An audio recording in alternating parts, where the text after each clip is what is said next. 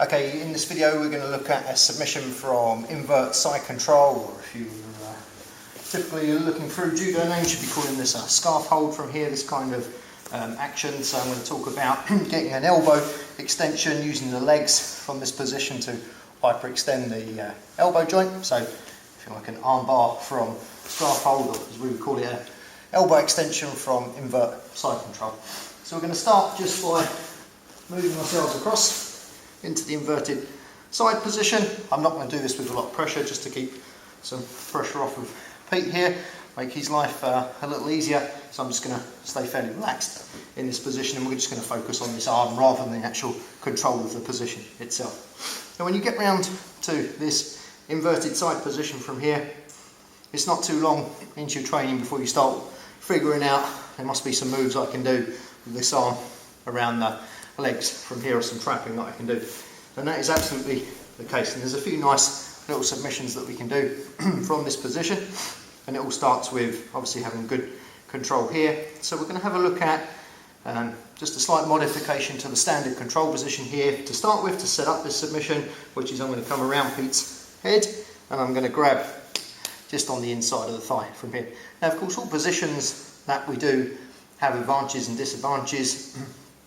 So from this position here, when I'm in quite close like this, it does make me a little easier to roll over in this direction, so I have to pay attention to keep my weight in the right place and make sure I'm not losing that centre of gravity across the person. But this should be perfectly possible to get this and keep decent control from here. From this position, we'd still be holding the tricep and pinching with the elbow at this point. Like I say, I'll go through the full control procedure another time, but I'm going to be working this arm down between my legs.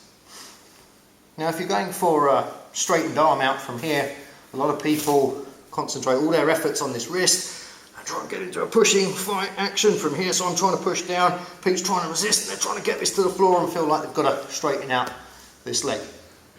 It's true that I want to get this arm slightly vulnerable first, but I don't have to get it all the way straight. Just need to get it far enough that I'm confident that I can't be reversed over in this direction too easy, and then I can just hook the leg over. So from this position here, I'm just going to be feeding the hand and the thumb back onto the inside of the wrist from here, and then I'm going to be driving this down and keeping my pressure quite close on Pete at this point from here.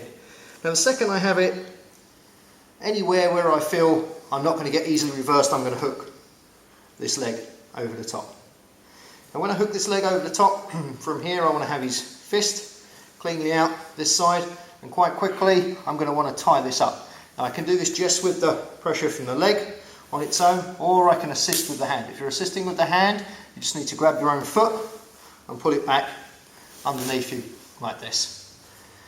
It means your hand's tied up for that split second, but it does make it tighter. So I can either just control with the hand and look to strike in the few seconds that I may have this, or I can look for tighter control, grip on the ankle here and pull it right back behind me from this position. Because we're looking for the elbow extension here, we're looking for the submission itself, we're going to grab on the ankle and tighten it up. So again, from here, reaching back, using this piece of my thigh here to lever this arm down. Don't worry about getting it fully straight, and just get it far enough that you're not going to get too easily reversed. Hook, grip your ankle, and then pull it back underneath your backside from here. So quite tight in this position. Now again, I don't just have to exclusively do the submission from here. It's a great striking position for the seconds we've got this arm tied up, and we shouldn't expect that this person's arm is going to be tied up forever. It's not the tightest form of control in the world, so Pete's going to be squirming and rotating and trying to get this arm back out again. When I do get into this position from here, once people start to understand they can go for the arm bar or the elbow extension, they'll start to look for this and start to try and straighten that arm out, which absolutely you can do with just the legs in isolation from here. So it takes a bit of control, takes a bit of getting used to it. It's a reasonably advanced submission, but just with the legs I can start to get this pressure on the elbow extension. I'm pushing slightly up with the thigh and down with this knee and hyperextending that arm out. I might need to slip just a little further down the arm here with this one in order to get extra leverage, to see how the hand just starts disappearing out from here. So that's a tricky a little bit of space there because it gives this person more ability to escape, but also gives me more leverage. I've got to pick the fine line. What most people miss is that if I lever like this, put the pressure on Pete, as long as he can lift the shoulder up towards me, he can take that pressure off. So from this position here, it's the shoulder that a lot of people miss. Once I get into this position here, I'm going to push down on Pete's shoulder in order to finish. So this means I've got his shoulder coming down towards the floor this way, his arm coming down towards the floor this way, strong leverage point above the elbow, shouldn't be on the elbow from here, slightly above the elbow for maximum leverage, and making sure that we're getting that hyperextended position. So the shoulder's going to be really key. It's what most people miss. Once again, from this position, I'm just going to adjust my arm up around the back of the head, grip the leg, just make sure I'm well balanced so I can't get reversed. Reach up on the wrist and just far enough that I can hook. Grip the ankle from here and start pulling that tight back underneath the backside. Don't just focus on the submission. Remember, you've got strikes here as well. We're talking MMA in this situation.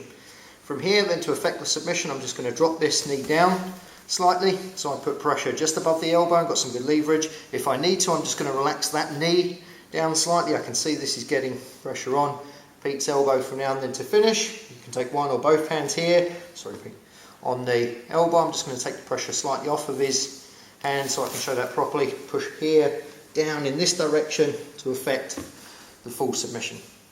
So that's elbow extension from an inverted side control scarf hold position. Remember to put emphasis on the shoulder to finish the move.